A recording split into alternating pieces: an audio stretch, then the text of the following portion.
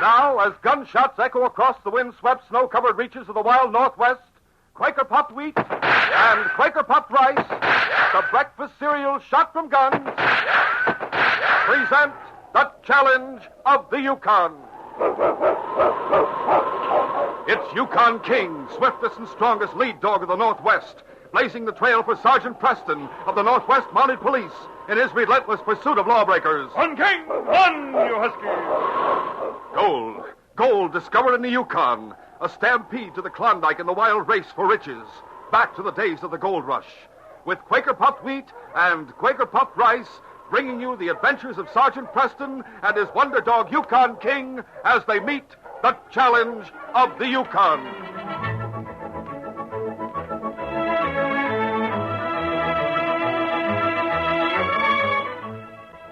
Say, you can try 'em all, but when you sit down to a breakfast of Quaker puffed wheat or rice topped with milk and fruit, you will agree there's no beating this eating. Talk about good. These ready-to-serve giant, king-size, premium grains of wheat or rice have added food values of restored natural grain amounts of vitamin B1, niacin, and iron. What's more, they're shot from guns, exploded up to 8 times normal size to make 'em crisp and tender, bigger and better tasting. Try this thrifty, easy-to-fix deluxe treat that makes the whole family breakfast happy. Try Quaker puffed wheat or rice tomorrow.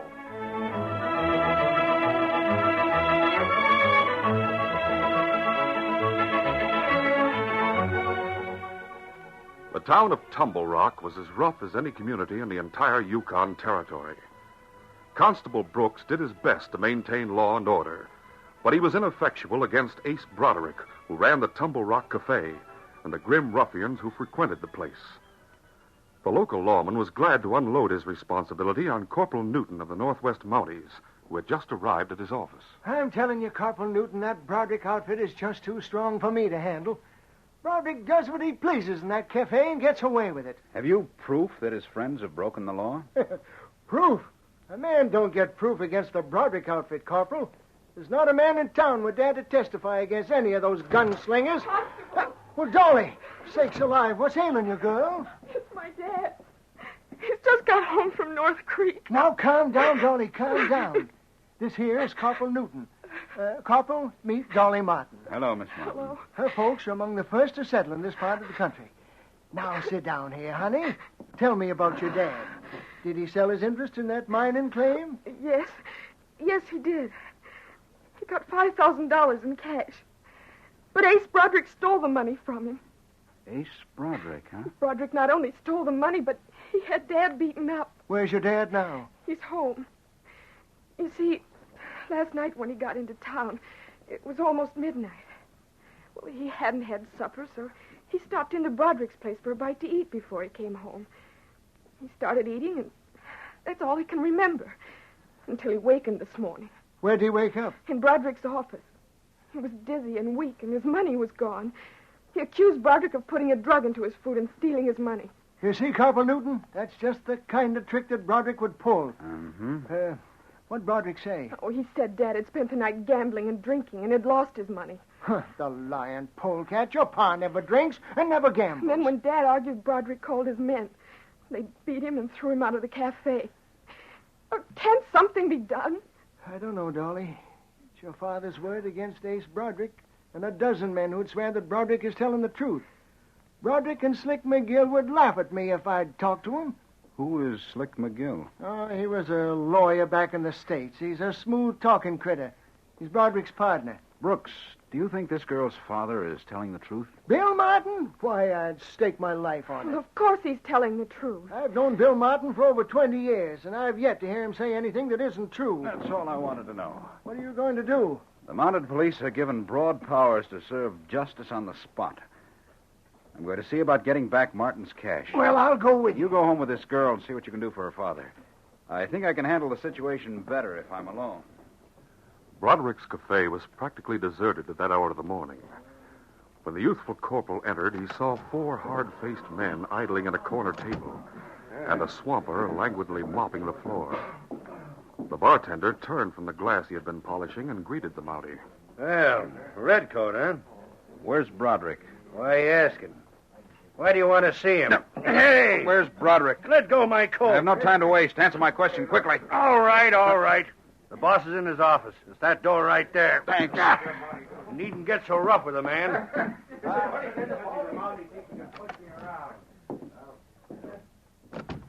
Well, look who's here. A Mountie. I'm Corporal Newton. Are you Ace Broderick? That's right. And this is my partner, Slick McGill. It's customary to rap on a door, especially when the door is marked private. Broderick, last night a man named Martin came in here with a lot of money. Oh, yeah, I remember the poor galoot. Should have known better to mix gambling and drinking. I came to get the cash he lost. You what? Hand it over. Say, now, just what kind of talk is that? Corporal, I don't know what you've heard, but I'm sure if you had the true facts, you'd know better than to expect Mr. Broderick to refund any gambling losses. Martin didn't lose his money gambling, and you two know it. Now, see here, Corporal. I have witnesses. This is not a that he- court trial, and I'm not interested in what your witnesses say. Martin was robbed, and I'm here to get his money. Perhaps if it's returned to him, he'll let the matter drop and overlook the beating you gave him. Now, hand it over. Mountie, you think you can come here and bulldoze me? No, you don't, Broderick. Boy, you trying to pull a sneak gun, huh? Did you really think you could get away with shooting an officer? I can get away with anything. Wait a minute, Broderick. Don't lose your temper. And you keep out of this. I'll show this Mountie a thing or two. Broderick. Sorry, Broderick. I didn't mean to knock you down, but you shouldn't swing on me. Why, you... Come on, I'll help you to your feet. Let me alone. What's the matter with you, Slick? Can't you give your partner a hand when you see him beaten up like this? It's your argument. Well, maybe you'd better do as the Mountie says and hand over the money. All right. All right, I'll give it back. I got some cash right here in this drawer. Now you're showing sense. Don't try any more sudden tricks, Broderick. Because... You. Fooled you, didn't I? You never looked for me to shoot from the drawer of my desk. You won't get away with it. Hey, you quick-tempered jughead. Ah, that Mountie had it coming. Mr. Broderick! Is everything all right in there? Get away from that door, Baldy. Go back to your bar. Wait a minute. You better let me handle this from now on. Come in here, Baldy. I heard a gunshot. I said come in here. It's the Mountie. Mr. Broderick, he's dead. Well, what about it? Any strangers out in the big room? No, Mr. McGill, there's no one out there except the boys that don't hear nothing and don't ask questions. But, gosh, a Mountie.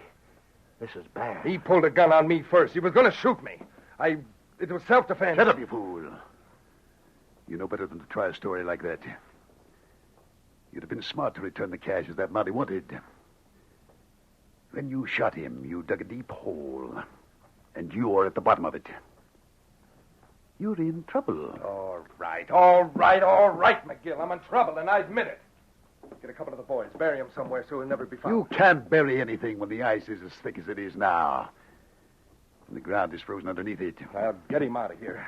Get him where I can't see him. Get him out. Do something. Yes, I'll do something. You just keep your head. And from now on, listen to me and do as I say. And you, Baldy, I'll give you some instructions. It was several weeks later when Sergeant Preston and his great dog King visited Constable Brooks in the town of Tumble Rock. You see, Brooks, Corporal Newton was supposed to report to headquarters. When there was no word from him, they sent us out. Us? King and me. Oh, yes, of course, Sergeant. You and your dog. Well, I've given you the facts. You've put them down in your notebook. Let me check them, will you? Newton left your office here to call on Broderick. That's right, Sergeant Preston. That was the last any of us heard of him. You don't know whether he got to the cafe or not. I waited around a long time, and when Newton didn't come back, I went to see Broderick. He said he hadn't seen anything of Corporal Newton. What do you think? Well, I don't trust Broderick. I wouldn't believe anything he told me. And the same goes for his partner, Slick McGill. As for the barkeeper and the swamper and the rest of Broderick's gang, there isn't a one of them would go against anything that Broderick says. You think Newton reached the cafe? Now, here's the way I size it up, Sergeant Preston. I figure something must have happened to him in the cafe.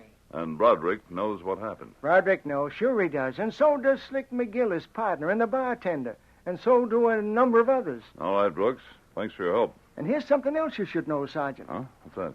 I went looking for Newton about an hour after he left here. Yes? Broderick and Slick McGill were there together in Broderick's office.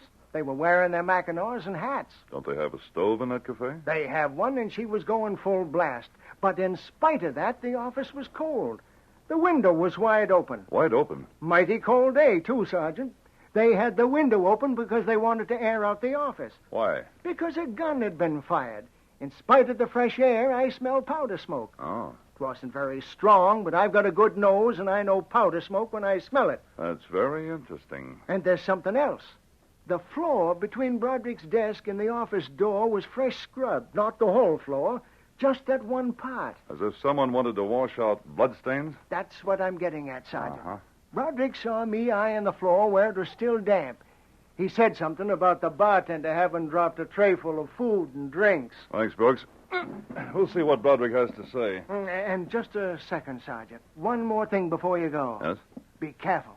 Broderick's awful hot-tempered. Hot-tempered enough to shoot a man, even a Northwest mounted policeman. Come on, King. Let's call on Broderick. During the walk from the constable's office, the great dog King, trotting at his master's side, noticed that Sergeant Preston was thinking deeply. In front of the cafe, the Mountie paused. King looked up inquiringly. King, this looks like murder, but it's going to be mighty hard to prove. They're going to try something, boy. They'll try to make Broderick show his hand.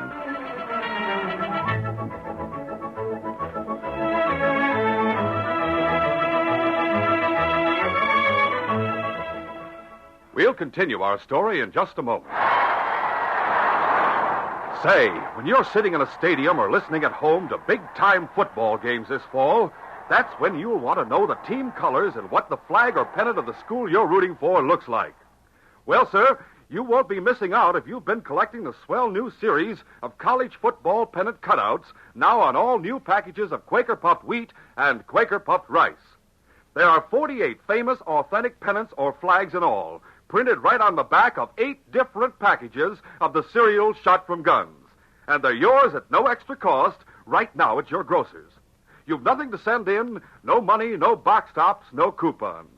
That's how easy it is to start collecting these 48 different colored flags with college seal, initials, name, or nickname. Army, Navy, Michigan, Notre Dame, Pennsylvania, UCLA, famous leading schools the country over, all are yours. So hurry to your grocer. Ask for the special new packages of wheat or rice shot from guns. Look for the same familiar big red and blue Quaker package. On the back, get colorful, authentic college pennants now on every package of delicious Quaker Puffed wheat and Quaker Puffed rice.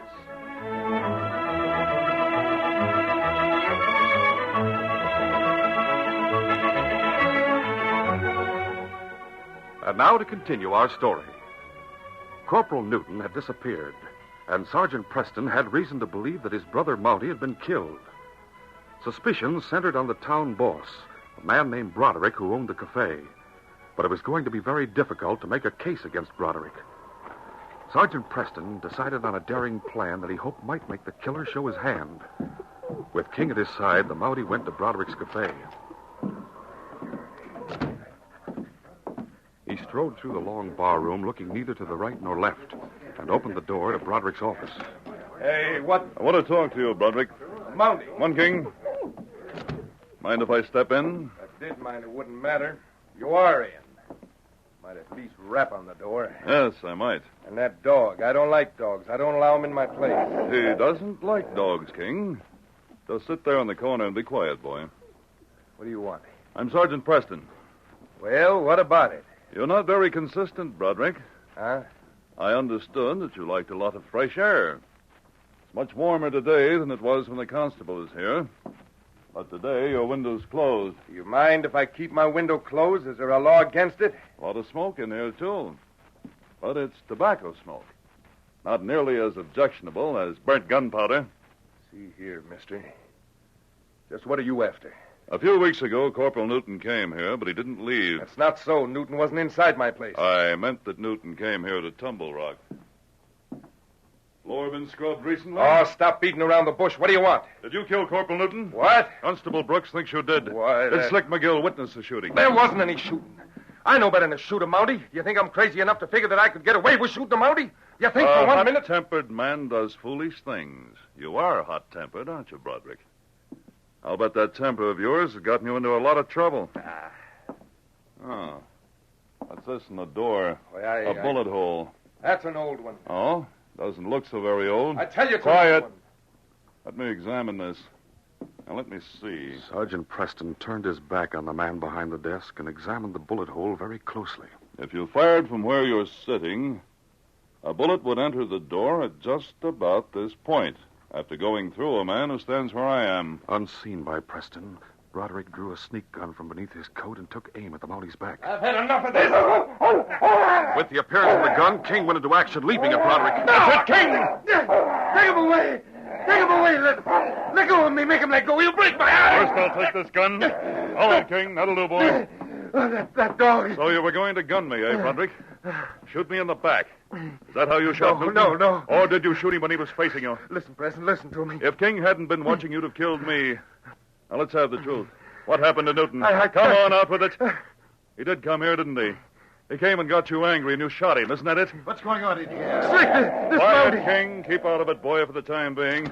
How did you get in here? You must be Slick McGill. Yes, you called it. Your partner here just tried to shoot me in the back. Broderick, you fool. Just the way he shot Corporal Newton. No, I didn't. Slick, I didn't say a thing. He's trying to pin the Newton murder on me. So Newton was murdered. Well, Broderick, you had better keep your mouth shut. The first thing you know, you'll give the Mountie the idea that you had something to do with Newton's disappearance. And you admit knowing he disappeared. Everyone in town knows that. The constable has been asking questions for the past several weeks. Oh. It is quite possible that he met with foul play.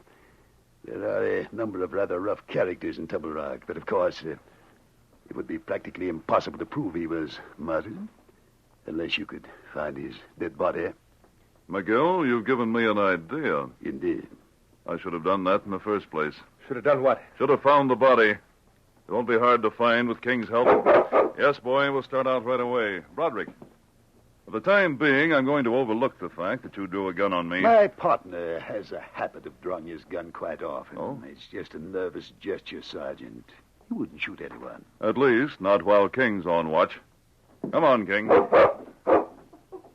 By the way, Broderick, you won't have to scrub your floor today, will you? Why?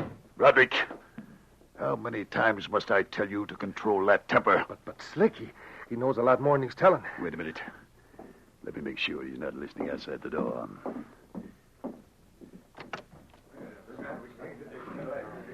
It's all right.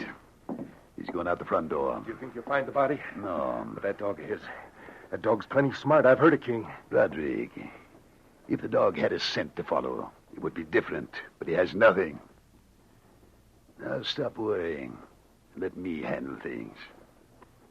Sergeant Preston and King hurried back to the office of Constable Brooks. When the Mountie told about his call on Broderick, the grizzled old lawman nodded knowingly. You see what I mean, Sergeant Preston? Broderick's got a hair-trigger temper. You took a big chance getting him riled like that, then turning your back on him. It wasn't such a big chance, Brooks. King was right there, and he watched every move Broderick made. But even so, why'd you take such a risk? 3 reasons. First, I wanted to let Broderick know that he was suspected. Second, I wanted to see if he'd go all the way. All the way? He drew a gun on me, so it's reasonable to believe that he'd draw on Corporal Newton. I reckon that's right. But you said there were 3 reasons. What's the third? I wanted Broderick to see King in action. And according to what you just told me, he saw plenty of action. But why? Because Broderick must be made to think that King can do something that's beyond the capabilities of other dogs. I reckon everyone that's heard of your dog knows that. In this case, we're called on to accomplish more than even King can do. Meaning what? Before we can file a charge of murder, we've got to find the body. Newton's? Yes, and that won't be easy. You see, there's no trail for King to follow. Weeks have elapsed since Newton disappeared. The trail's cold, literally and figuratively. There's been a lot of snow since then. And even if there hadn't, King has no scent to follow. That's so, Sergeant. The ground's too hard frozen for burying. But there's 1,000 places nearby where a body could be hid. What's your next move? Broderick's men have got to show us the hiding place. How? Brooks, You told me there were several of Broderick's friends in the cafe when you went there a couple of hours after Newton left your office. That's right. Who were they? Well, there was the swamper and the barkeep, and there were 4 men playing cards at The one swamper. table. Huh? You said that Broderick's office floor had been washed. Part of it. The swamper would have to be in on it. He must know about that murder. He probably does. But you can never make him talk. He and everyone else who works for Broderick knows what would happen to anyone who crosses that crook. What's the swamper's name? Lafitte. I'd like to get him in here, casually. Casually? I don't want to make a point of bringing him in. No arrest? By no means. Well, he passes my office on his way to and from work. He generally goes by in the morning around 9 o'clock. That'll do it. Come on, King. Well, where are you going now? We're leaving town, but we'll be back early in the morning. Meet me here about 8:30. Good enough, Sergeant.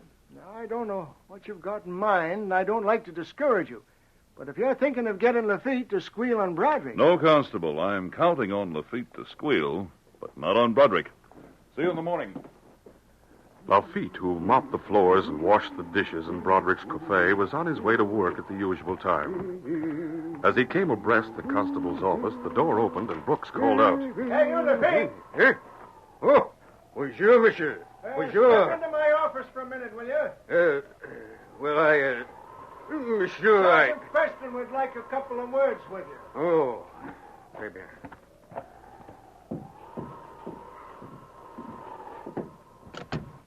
You know Sergeant Preston, don't you? Sergeant, this is Jane Lafitte. Oh, yes. I saw you yesterday when I left the cafe. Oui, monsieur. Sit down, Lafitte. Oh, just a minute. I'll take that stuff off the chair. Just brought it in this morning. It was... Maybe I'd better lock those things up in the safe. No hurry, Constable. I'll just put them on your desk here. Well, that's important evidence. You don't want to lose it. I'll keep an eye on it. Sit down, Lafitte. Oh, oui. Now, you know I'm working on the murder of Corporal Newton, don't you? I do not know anything, monsieur. But you did know that Newton had been shot. No. I hear that he's being looked for. I do not know that he is dead. No doubt of that. Now, Lafitte, I'm going to give you a chance to tell me all you know about the shooting. I'd advise you to tell the truth. I know nothing. I tell you, I know nothing. You cannot accuse me of anything. I do nothing but wash the floor. You washed the floor of Broderick's office on the day of the murder. I wash it when he tells me to do so. That is all I know. I know nothing, monsieur. I know nothing at all. You think I am killer? No, Take it I'm not easy. killer. Take it No, easy. you have to question him, Sergeant. Well, I just saw him passing. Thought he might be able to tell us a few things. But never mind, Lafitte. I am free to go? Yes. Well, see. I must hurry, or I am late for work. Oh, by the way, Lafitte, Oui. don't tell anyone I called you in here. Just forget about it. Oh, oui, monsieur. I do as you say. I forget you called me in. When Lafitte reached the cafe, Broderick and McGill stood near the bar, and a couple of their friends were at a nearby table. They, as well as Baldy, knew by the swamper's manner that something unusual had taken place. What's the matter with you, Lafitte? Monsieur, I am stopped at the office of the constable. Brooks' office? Why? That Mountie is there, the Sergeant Preston. I thought he left town last evening. He did. He's back, huh? Why'd he stop you? I am inside. I am to sit by the desk and answer questions. About what? Oh, Monsieur Broderick, it's about the murder of the Corporal Newton. Who said he was murdered? It is known, monsieur. The sergeant knows it. He has found the body. What? Who says so? Did he tell you that? No, he does not say so. But he has things. The gun belt, the leather pouch, the braid, and also I see some letters that are addressed to the Corporal Newton. Gil, do you hear that? Confound it.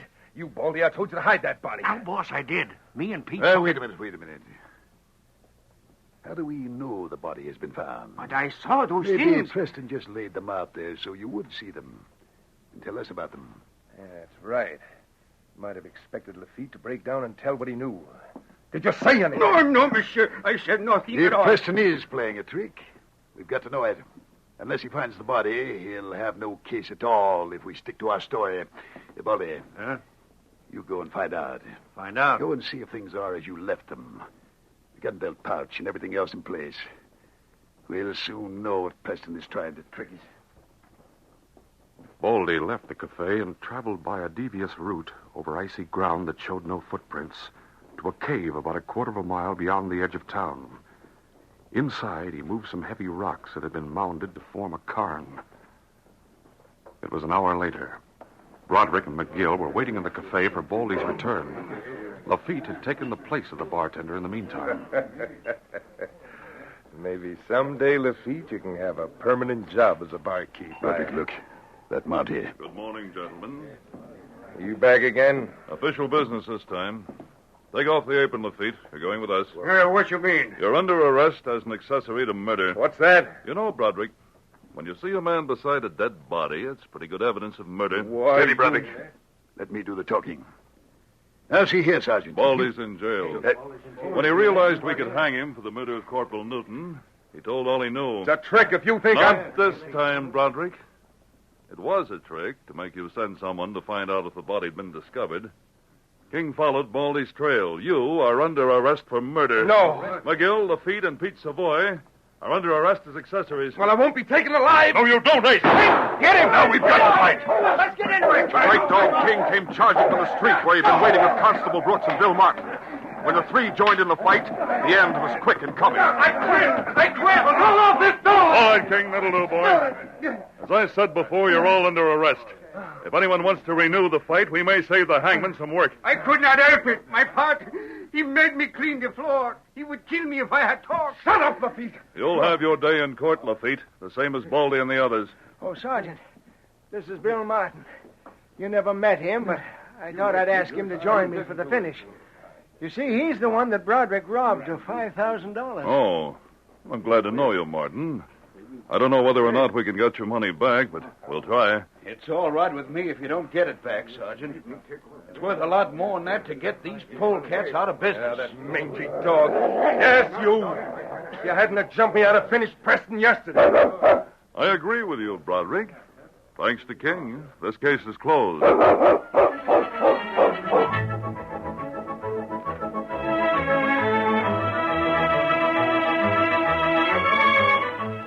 In just a moment, Sergeant Preston will give you a preview of next Monday's program. Don't forget, here's how easy it is to collect official, authentic college pennant cutouts of your favorite big-time football teams or schools. These famous colorful flags come only on the backs of packages of breakfast cereals shot from guns. That's Quaker Puffed Wheat and Quaker Puffed Rice.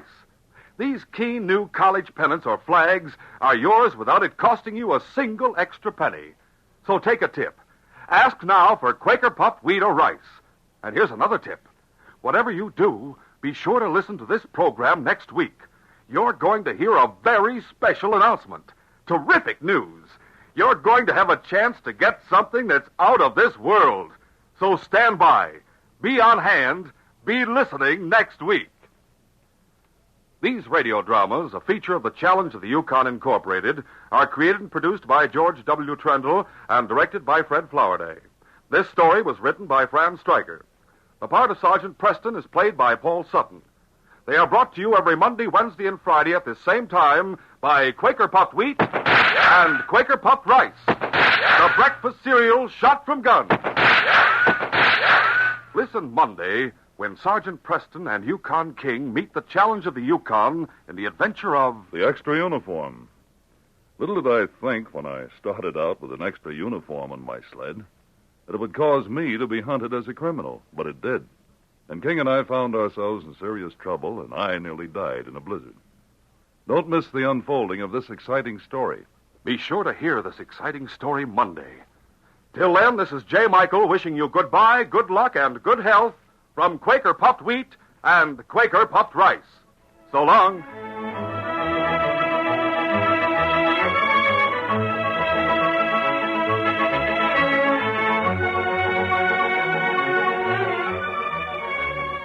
For a delicious hot breakfast, eat Quaker Oats. The giant of the cereals is Quaker Oats. Yes, the giant of the cereals is Quaker Oats. Delicious, nutritious, makes you feel ambitious. The giant of the cereals is Quaker Oats. Say, boys and girls, do you want to be a star someday in sports and activities? Then start on good Quaker Oats breakfast tomorrow. Because nourishing oatmeal gives you more growth and endurance than any other whole grain cereal. Still less than 1 penny a serving.